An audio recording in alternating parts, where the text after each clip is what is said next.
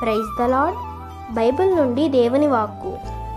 పండుకొనున్నప్పుడు నీవు భయపడవు, నీవు పరుండి సుఖముగా నిద్రించదు. సామెతల గ్రంథము 3వ అధ్యాయము 24వ వచనము.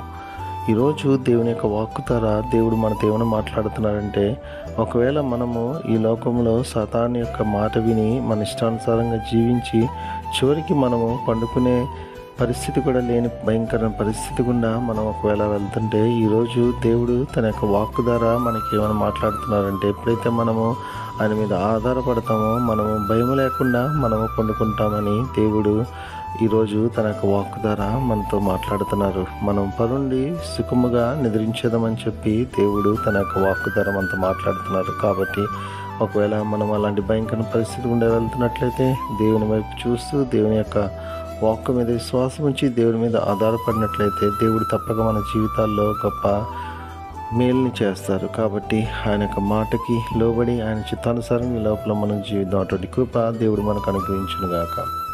ఆమేన్.